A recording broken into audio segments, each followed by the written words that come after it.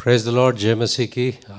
आज का जो डिवोशन है, पिछले काफ़ी सारे डिवोशंस में एक ही बात पर कर रहा था कि क्या परमेश्वर की आराधना, परमेश्वर के ऊपर विश्वास करना, परमेश्वर को पुकारना, क्या ये सब पहले है या परमेश्वर को जानना ये पहले है। और पिछले बार मयूर और मैं एक सवाल जवाब पर भी हमने डिवोशन किया है। कई बार ऐसा भी हो सकता है। आज का डिवोशन में मैं एक वचन पर ध्यान देना चाहता हूँ। पहला कुरिन्थियों की पत्री 8वां अध्याय पहला वचन में जब हम देखते हैं कि अब मूर्तियों के सामने बलि की हुई वस्तुओं के विषय में हम जानते हैं कि हम सबको ज्ञान है। हम जानते हैं कि हम सबको ज्ञान है किसी के विषय में, किसी के बारे में हम सबको जानकारी है। और हमको जानकारी है, ये बात हम जानते हैं, इसकी बात भी हम जानते हैं। मगर ज्ञान घमंड उत्पन्न करता है। यहां पर प्रेरित पौलुस ये कहते हैं कि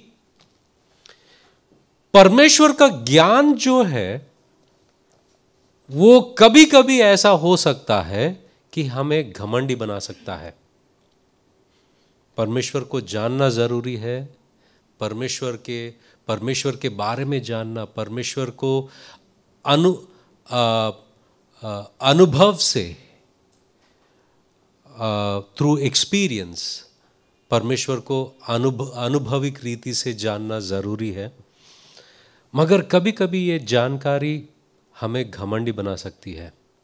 कलीसिया में हम ऐसा बर्ताव करने लगेंगे कि उसको क्या पता, इसको क्या पता, मैं बहुत ज़्यादा जानता हूँ। मगर तुरंत जब हम देखते हैं, प्रेरित पौलुस कहते हैं परंतु प्रेम से उत्पन्न, यहाँ पर ज्ञान घमंड उत्पन्न करता है, परंतु प्रेम से उन्नति होती है। अगर अंग्रेजी बाइबल में देखते हैं कि this knowledge puffs up but love builds up.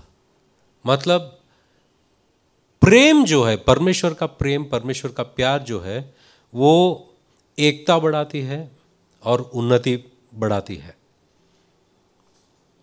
एक तरफ जब एक व्यक्ति परमेश्वर का ज्ञान को हासिल करता है, ये ज्ञान के वजह से उसका चरित्र बदलना चाहिए।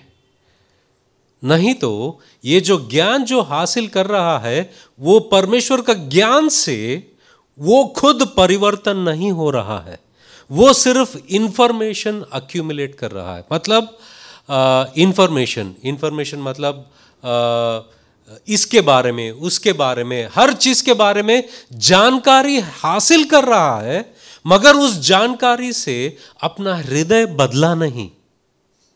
मगर परमेश्वर चाहते हैं कि जब तुम परमेश्वर को जानो तो वो जानकारी तुम्हें बदलना चाहिए, तुम्हें परिवर्तित करना चाहिए। क्योंकि यूहन्ना के सुसमाचार में 8वें अध्याय, यूहन्ना का 8 और 31 और 32 में जब हम देखते हैं, 31-32 में देखते हैं, 8 का 31-32। तब यीशु ने उन यहूदियों से जिन्होंने उस पर विश्वास किया था कहा, यदि तुम मेरे वचन में बने रहोगे तो सचमुच मेरे चेले ठहरोगे। तुम सत्य को जानोगे और सत्य तुम्हें स्वतंत्र करेगा। सत्य तुम्हें स्वतंत्र करेगा, तुम्हें छुटकारा देगा। किस बात से छुटकारा देगा? हर चीज जो आपको बंधुआई में लगा सकती है, उन सारे बातों से आपको छुटकारा दे सकता है। सत्य, परमेश्वर के बारे में सत्य ऐसी है, तुम्हारे घमंड से छुटकारा, तुम्हारे बंधनों से छुटकारा, अपने आप को दूसरों से ऊंचा रखने वाली जो घमंड होती है उससे छुटकारा। क्योंकि यीशु मसीह कहते हैं कि तब यीशु ने उन यहूदियों से जिन्होंने उस पर विश्वास किया था कहा, यदि तुम मेरे वचन में बने रहोगे। वचन क्या देता है? सच्चाई को देता है, परमेश्वर के बारे में ज्ञान देता है। तो सचमुच मेरे चेले ठहरोगे। तुम जब आप वचन में बने रहोगे, तुम सच्चाई जानोगे और ये सत्य तुम्हें स्वतंत्र करेगा। ये सत्य जो है स्वतंत्र करेगा।